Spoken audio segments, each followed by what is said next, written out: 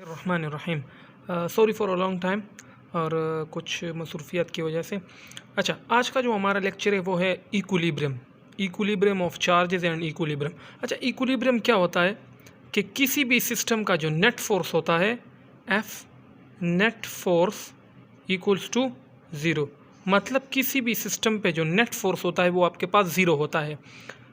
The net force on a system is zero. Means के इसका मतलब क्या हुआ? Means it does not move, ये हरकत नहीं कर सकता। अच्छा, अब सिस्टम में एक सिस्टम होता है, एक पार्टिकल होता है। मतलब अगर एक क्लासरूम है उसमें 5-6 लड़के हैं तो उसको कम्प्लीटली क्या कहा जाता है? सिस्टम कहा जाता है, और इंडिविजुअली उसको पार्टिकल कहा जाता है। अच्छा, इक्विलिब्रियम का जो स्टेट है, मतलब किसी भी सिस्टम का कोई भी सिस्टम वो इक्विलिब्रियम में हो सकता है, में और may not be in equilibrium. वजह क्या है? वजह यह है कि फॉर एग्जांपल एक क्लासरूम में 5 लड़के हैं और उसमें एक लड़का शोर कर रहा है और बाकी नहीं कर रहे हैं, तो इट मीन्स कि ये इक्विलिब्रियम में नहीं है, क्योंकि तमाम पार्टिकल एक ही स्टेट में नहीं है। क्योंकि अगर कोई भी सिस्टम इक्विलिब्रियम में होगा तो उसके लिए लाजिम है कि उसके पार्टिकल का नेट फोर्स भी क्या होना चाहिए? ज़ीरो होना चाहिए। अच्छा, इक्विलिब्रियम को हम पूरे फिजिक्स में 4 टाइम्स पढ़ते हैं। नंबर 1 कहाँ पे? नंबर 1 हम इसको पढ़ते हैं वर्क पावर में। नंबर 2 इसको कहाँ पढ़ते हैं? नंबर 2 इसको पढ़ते हैं इलेक्ट्रोस्टैटिक्स में। नंबर 3 कहाँ पढ़ते हैं भाई? हम इसको पढ़ते हैं रोटेशनल डायनामिक्स में। नंबर 4 कहाँ पढ़ते हैं? इसको हम पढ़ते हैं थर्मल फिजिक्स में। अब इक्विलिब्रियम की कितनी टाइप्स है? इक्विलिब्रियम की 3 बड़ी टाइप्स है। Types of equilibrium. Number 1 stable equilibrium. Number 2 unstable. Number 3 neutral equilibrium. अब हम इसको डिटेल में विद एग्जांपल्स पढ़ेंगे। इसके अलावा हम ये भी जानेंगे कि अगर फॉर एग्जांपल हमारे पास एक चार्ज है E और एक हमारे पास है 4E चार्ज, और इनके दरमियान जो डिस्टेंस है वो D है, तो अगर हम इसको इक्विलिब्रियम स्टेट में लाना चाहे या किसी थर्ड चार्ज को रखना चाहे इन दोनों के दरमियान, तो उसको कहाँ रखा जाएगा? और अगर दोनों पे चार्ज क्या हो? पॉजिटिव है। केस नंबर 1, अगर हमारे पास कोई ऐसा चार्ज है जिसका चार्ज नेगेटिव है, distance between them D 4E, और उसका चार्ज क्या है? नेगेटिव है, तो तब हम थर्ड चार्ज को कहाँ रखेंगे? फॉर एग्जांपल अगर ये हमारे पास इन थर्ड केस अगर इलेक्ट्रॉन पॉजिटिव है, 4E नेगेटिव है, distance between them is D, ये नेगेटिव, तो तब हम थर्ड चार्ज को कहाँ पर रखेंगे? ये सारे क्वेश्चन हम इस आज के इस टॉपिक में करेंगे। टाइप्स ऑफ इक्विलिब्रियम में हमारे पास सबसे पहले स्टेबल इक्विलिब्रियम। अगर कोई भी बॉडी आफ्टर डिस्प्लेसमेंट अपनी रियल पोजीशन पे वापस आ जाए तो उसे कहते हैं क्या? Stable equilibrium. If a body after displacement comes back to its original position, then it is called stable equilibrium. For example कैसे?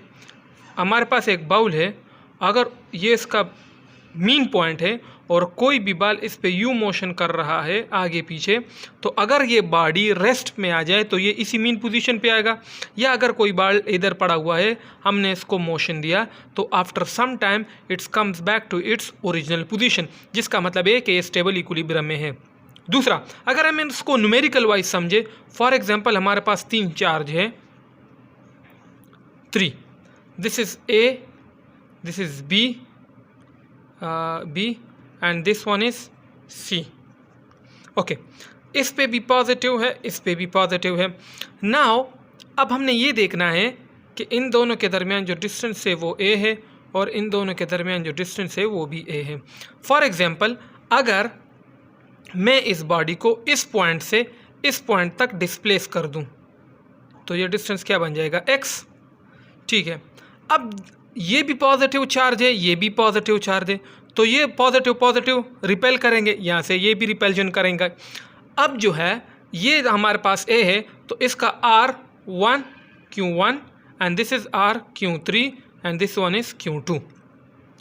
R1 3 क्या बनेगा? ये A और प्लस ये डिस्टेंस तो x, तो A प्लस x. जबकि R23 डिस्टेंस क्या बनेगा? A minus x, A minus x.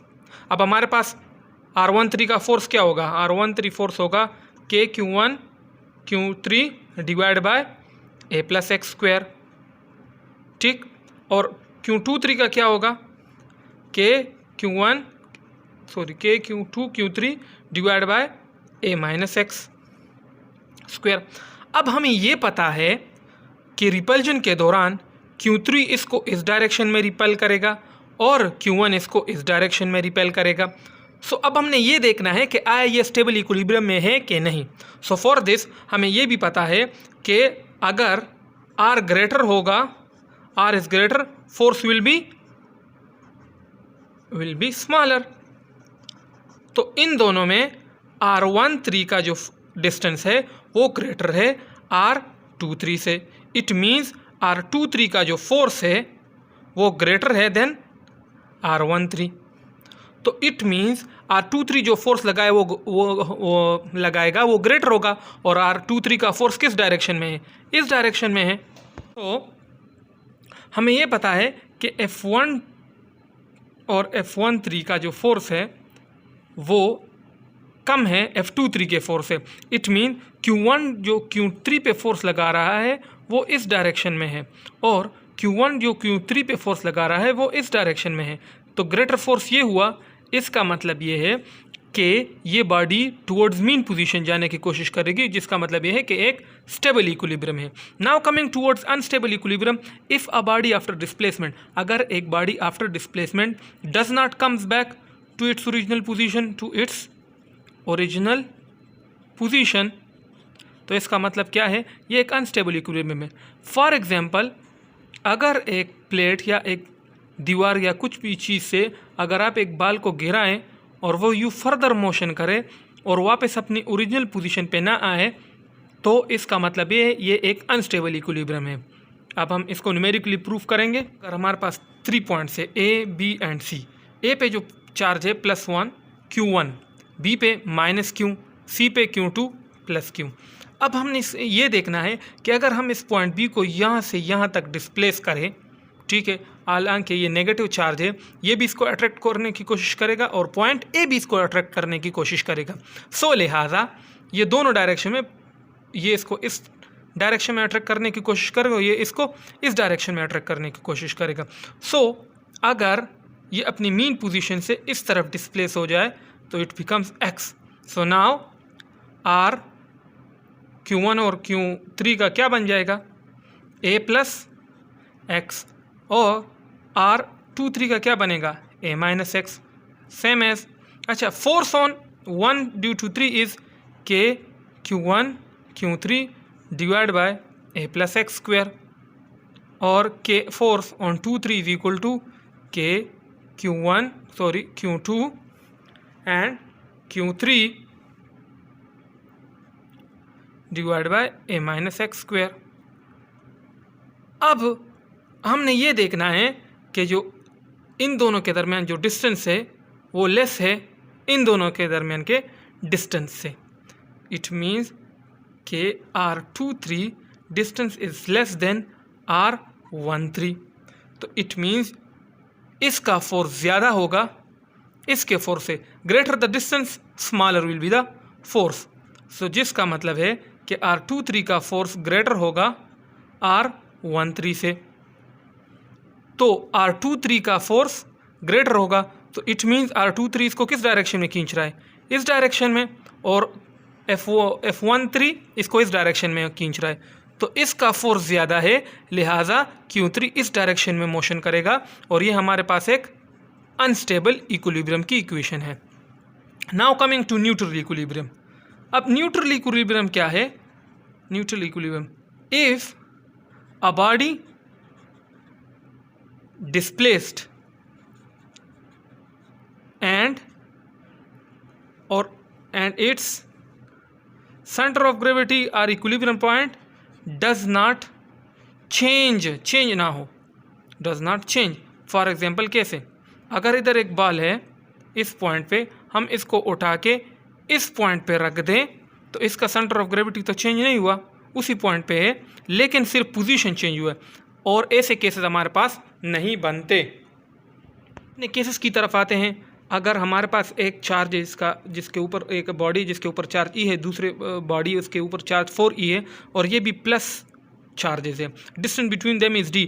हम अब एक थर्ड चार्ज को रखना चाहते हैं ताकि ये दोनों चार्जेस इक्विलिब्रियम पोजीशन में आ जाए। तो थर्ड चार्ज को हम कहाँ पे रखें जो भी खुद पॉजिटिव हो, ताकि ये इक्विलिब्रियम स्टेट में आ जाए। वीडियो थोड़ी लंबी हो जाएगी, लिहाजा इसको हम अपने नेक्स्ट लेक्चर में डिस्कस करेंगे, इन 4 केसेस को जो हमने डिस्क्राइब किए थे। Thanks for watching and please share it।